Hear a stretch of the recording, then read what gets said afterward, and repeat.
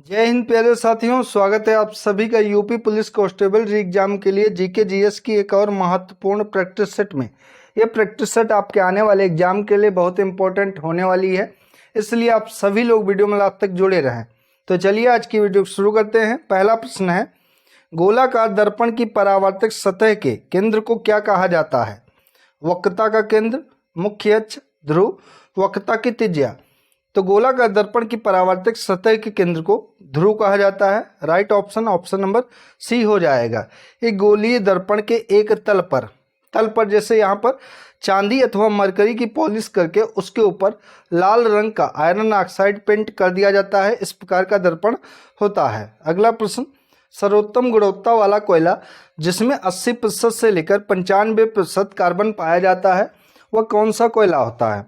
तो जिसमें 80% से लेकर 95% कोयला पाया जाता है वो एंथ्रेसाइट कोयला होता है और ये उच्च गुणवत्ता वाला कोयला होता है। अगर पूछे सबसे खराब कोयला कौन सा होता है जिसमें कार्बन की मात्रा सबसे कम पाई जाती है, तो पीट कोयला होता है, ये भी ध्यान रखेंगे। Right option option number D हो जाएगा। अगला प्रश्न है, निम्नलिखित में से कौन से सूक्ष्म जीव के कारण प्लेग होता है? तो आपको बताना है प्लेग किससे होता है। जीवाणुओं से होता है, प्राजीवगण प्रोटोजोआ से होता है, कवक से होता है या फिर विषाणुओं से होता है? तो इसका राइट ऑप्शन है ऑप्शन नंबर ए, सूक्ष्म जीवों के कारण, जीवाणुओं के कारण प्लेग होता है। ठीक है, right option option number A इसका हो जाएगा। अगला प्रश्न, निम्नलिखित में से कौन से विषाणु के कारण लघु मसूरिका जिसे चिकन पॉक्स कहा जाता है ये होता है? तो कौन से विषाणु होते हैं? तो इसका right option option number D हो जाएगा। ये विषाणु जो कि वेरिसेला जोस्टर विषाणु होते हैं, जिनको वेरिसेला जोस्टर वायरस के नाम से भी जाना जाता है, ये ध्यान रखेंगे। अगला प्रश्न है, किसके तत्वाधान में भारत के राष्ट्रपति शपथ ग्रहण करते हैं? मुख्य चुनाव आयुक्त, भारत के मुख्य न्यायाधीश, भारत के उपराष्ट्रपति या फिर लोकसभा अध्यक्ष? तो राष्ट्रपति पद धारण करने से पूर्व राष्ट्रपति को एक निर्धारित प्रपत्र पर भारत के मुख्य न्यायाधीश अथवा उनकी अनुपस्थित में उच्चतम न्यायालय के वरिष्ठतम न्यायाधीश के सम्मुख शपथ लेनी पड़ती है। तो इनमें भारत के मुख्य न्यायाधीश ऑप्शन में दिया गया है। Right option option number B हो जाएगा। अगर भारत के मुख्य न्यायाधीश उपस्थित ना हो तो फिर किसी भी सुप्रीम कोर्ट के जो सबसे वरिष्ठ जज होंगे उनके सामने भारत के राष्ट्रपति शपथ लेंगे। ठीक है, right option option number B इसका होगा। अगला प्रश्न है, केंद्र की कार्यपालिका शक्ति किसमें निहित होती है? प्रधानमंत्री में, राष्ट्रपति में, राज्यपाल में या फिर सेनाध्यक्ष में? तो इसका राइट ऑप्शन हो जाएगा ऑप्शन नंबर बी, राष्ट्रपति में केंद्र की कार्यपालिका की शक्ति निहित होती है, बी राइट ऑप्शन हो जाएगा। ठीक है, जो कि संविधान के अनुच्छेद 53 के अंतर्गत आता है, ये भी ध्यान रखेंगे। अगला प्रश्न है, उत्तर प्रदेश विधानसभा में कितने निर्वाचित सदस्य होते हैं? 403, 396, 420, 346? तो उत्तर प्रदेश में विधानसभा सीटों की संख्या जो कि 403 है। Right option option number A इसका हो जाएगा। अगला प्रश्न, अनिलवाड़ किस राजवंश की राजधानी थी?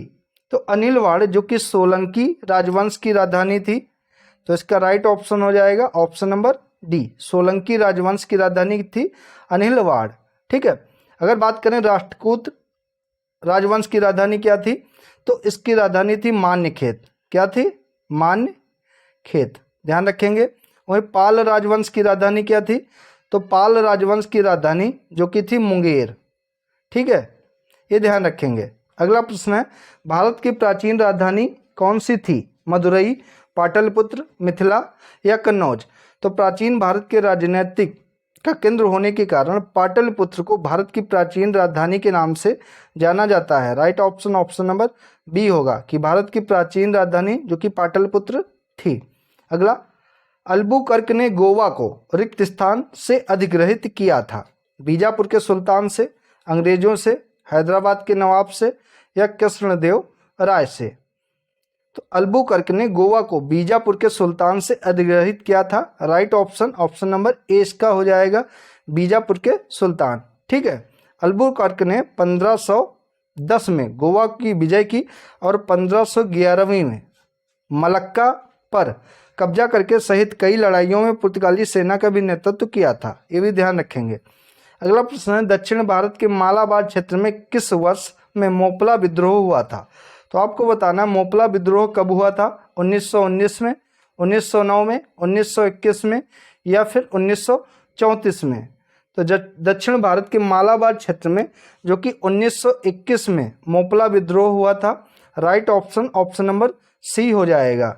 अगर पूछे इसके नेतृत्वकर्ता कौन थे मोपला विद्रोह के, तो नाम ध्यान रखेंगे, अली, इंपॉर्टेंट नाम है, अली मुसलियार खां, मुसलियार खां, ये इसके नेतृत्वकर्ता थे मोपला विद्रोह के, और 1921 में ये हुआ था। अगला प्रश्न है, सर सैयद अहमद खान ने निम्नलिखित में से किस संगठन की स्थापना की थी? खिलाफत आंदोलन की, इंडियन नेशनल एसोसिएशन की, all India Muhammadan educational Congress conference की, या अखिल भारतीय मजलिस ए इत्तेहादुल की? तो इनमें से सर सैयद अहमद खान ने All India Muhammadan Educational Conference की स्थापना की थी, right option option number C हो जाएगा। और इसकी स्थापना कब की थी? तो इसकी स्थापना 1886 में अलीगढ़ में की थी। कहाँ की थी? तो अलीगढ़ में की थी। ठीक है, ये ध्यान रखेंगे।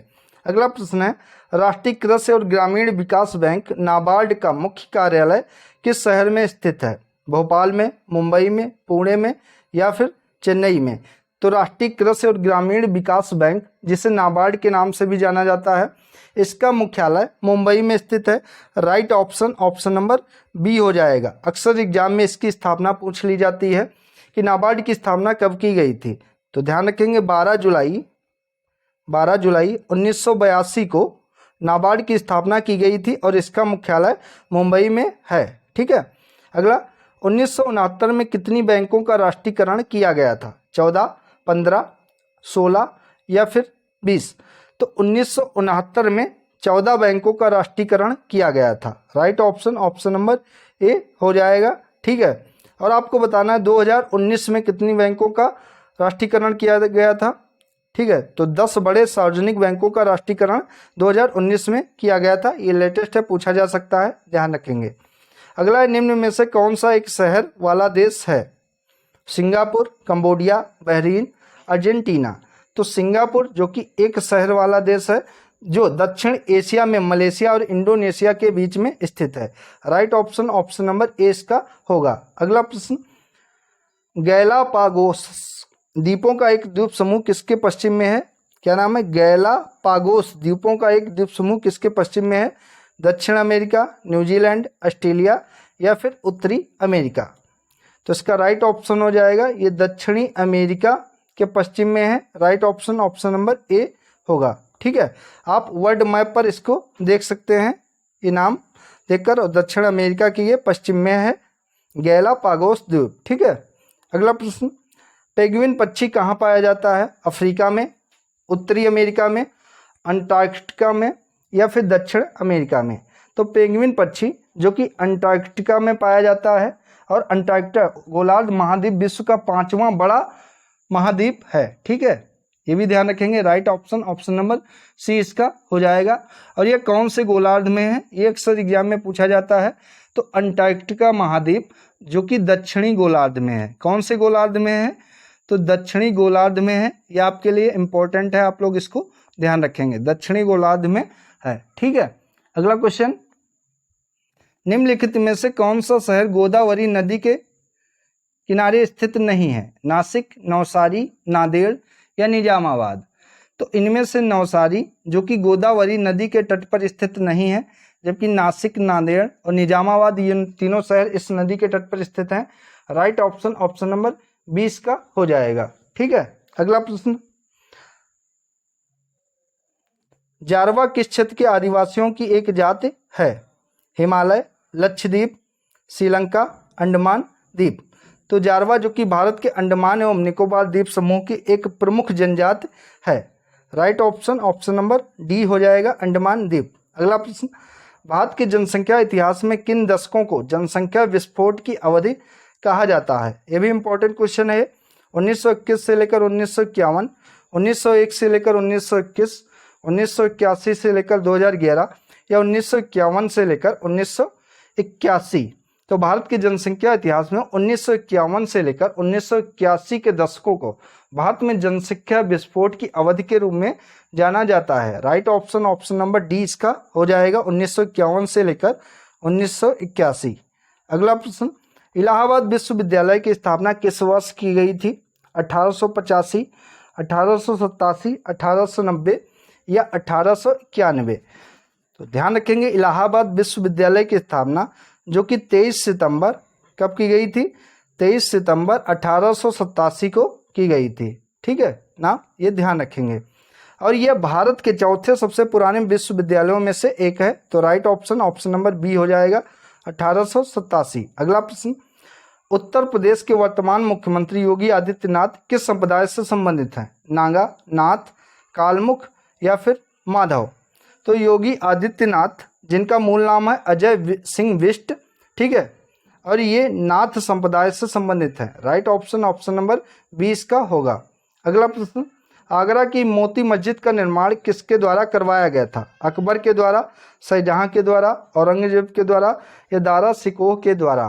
तो आगरा किले में स्थित मोती मस्जिद जो कि चमकता हुआ मोती जिसे कहा जाता है, इसका निर्माण शाहजहां के द्वारा करवाया गया था। Right option option number B हो जाएगा। ठीक है, इसे चमकता हुआ मोती कहा जाता है, ये ध्यान रखेंगे, चमकता हुआ मोती। अगला प्रश्न, उत्तर प्रदेश सरकार का संवैधानिक प्रमुख कौन होता है? मंत्रिपरिषद, मुख्यमंत्री, राज्यपाल या विधानसभा के अध्यक्ष? तो राज्यपाल जो कि संवैधानिक तौर पर तो प्राथमिक रूप से राज्य का कार्यपालिका शक्ति का प्रमुख होता है। तो right option option number C इसका हो जाएगा। तो उत्तर प्रदेश सरकार का संवैधानिक प्रमुख यही राज्यपाल होता है। संयुक्त राष्ट्र महासभा के अध्यक्ष के पद पर चयनित प्रथम भारतीय का क्या नाम था?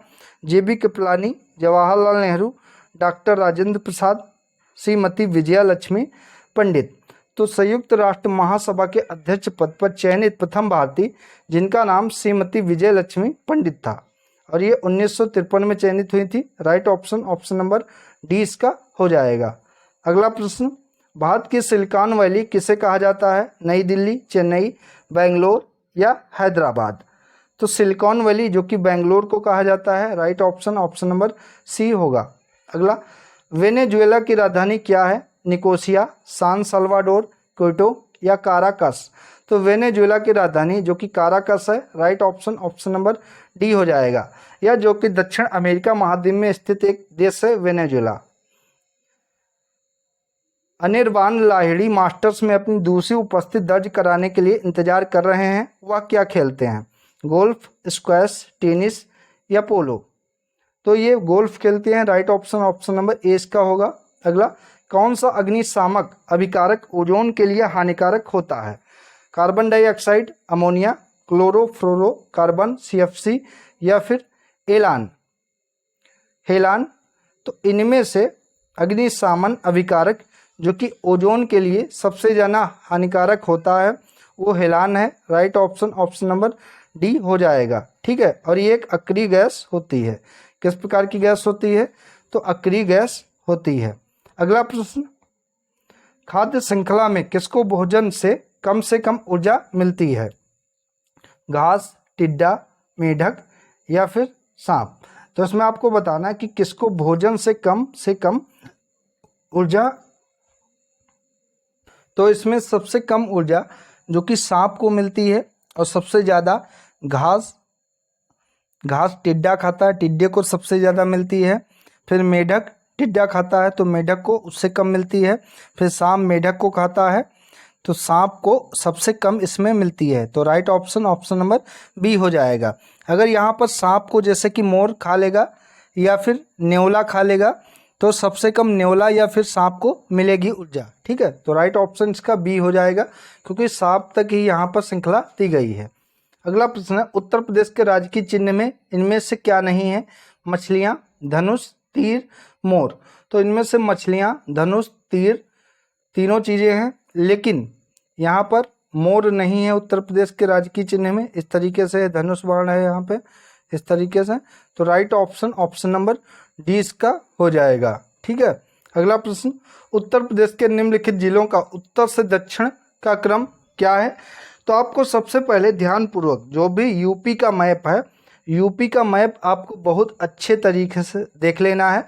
अगर आपके पास नहीं है हार्ड कॉपी, तब आप गूगल पे सर्च कर सकते हैं। गूगल पे सर्च करके आपको जूम करके अच्छे से देखना है उत्तर प्रदेश का कि कौन सा ज़िला कहाँ पर स्थित है और कौन सा ज़िला किसके बॉर्डर से लगता है। ये सारी चीज़ें आपको भौगोलिक स्थिति उत्तर प्रदेश की बहुत अच्छे तरीके से आपको मैप के द्वारा समझ लेनी है। जैसे आप मैप अच्छे से पढ़ लेंगे तब आपको इस तरीके के क्वेश्चन बहुत आसानी से सॉल्व कर पाएंगे, आपसे होने लगेंगे। ठीक है, तो यहाँ पर पूछा है कि उत्तर प्रदेश के निम्नलिखित जिलों का उत्तर से दक्षिण सही अनुक्रम क्या है। तो उत्तर से दक्षिण इस तरीके से पूछा है, ये अनुक्रम पूछा गया है इसमें। तो इसका राइट ऑप्शन हो जाएगा, सबसे पहले सिद्धार्थ नगर है उत्तर में, उसके बाद संत कबीर नगर यानी कि भदोही है, अम्बेडकर नगर, फिर संत रविदास नगर, माफ कीजिए संत रविदास नगर भदोही सबसे बाद में यानी कि दक्षिण में है। ठीक है, तो सबसे पहले सिद्धार्थ नगर है, उसके बाद संत कबीर नगर है, फिर अम्बेडकर नगर है, फिर संत रविदास नगर यानी कि भदोही है। तो right option option number B इसका हो जाएगा और यही सही क्रम है जो कि उत्तर से दक्षिण की तरफ, उत्तर से दक्षिण की क्रम। अगला, उत्तर प्रदेश का सबसे बड़ा उत्पादक है केले का, अमरूद का, आम का या फिर पपीते का। तो उत्तर प्रदेश जो कि आम का सबसे बड़ा उत्पादक राज्य है। तो right option option number C इसका हो जाएगा। दीवारी पाई डंडा लोक कला उत्तर प्रदेश के किस क्षेत्र से संबंधित हैं? अवध, बुंदेलखंड, ब्रज या फिर पूर्वांचल क्षेत्र से। तो दीवारी पाई डंडा लोक कला जो कि उत्तर प्रदेश के बुंदेलखंड क्षेत्र से संबंधित है। राइट ऑप्शन ऑप्शन नंबर 20 का होगा। हाल ही में यूनेस्को के सृजनात्मक शहरों की सूची में निम्नलिखित शहरों में से किसे शामिल किया गया है? ग्वालियर को, भोपाल को, लखनऊ को या फिर मुंबई को। तो इसका राइट ऑप्शन है ऑप्शन नंबर ए, एमपी के ग्वालियर शहर को शामिल किया गया है। हाल ही में चर्चा में रहा शब्द EH-216S क्या है? गश्तीपोत है, चीन का सैटेलाइट है, चीन की फ्लाइंग टैक्सी है या फिर फाइटर एयरक्राफ्ट ऑफ इजराइल है। तो अभी हाल ही में चर्चा में रहा शब्द EH-216H जो कि चीन की फ्लाइंग टैक्सी है। Right option option number C है। अगला प्रश्न, नवंबर 2023 में किस खिलाड़ी की प्रतिमा का अनावरण वानखेड़े स्टेडियम में किया गया? विराट कोहली, सचिन तेंदुलकर, विशन सिंह बेदी या कपिल देव। तो मुंबई के वानखेड़े स्टेडियम में महाराष्ट्र के मुख्यमंत्री एकनाथ शिंदे ने सचिन तेंदुलकर की प्रतिमा का अनावरण किया है। Right option option number B हो जाएगा। अगला, हाल ही में विश्व के पहले AI सेफ्टी समिट 2023 का आयोजन कहां पर हुआ है? यूके में, बेल्जियम में, न्यूयॉर्क में या फिर टोक्यो में। तो AI सेफ्टी समिट 2023 का आयोजन जो कि यूके में हुआ है। Right option option number A इसका हो जाएगा। तो साथियों, ये थी आज की महत्वपूर्ण वीडियो जिसके अंतर्गत GK GS का प्रैक्टिस सेट कराया गया जो कि आपके आने वाले एग्जाम UPP के लिए बहुत ही इंपॉर्टेंट रहेगा। दोस्तों, वीडियो अगर आप सभी को अच्छी लगी हो तो वीडियो को लाइक करें, शेयर करें और चैनल को सब्सक्राइब करें। धन्यवाद साथियों।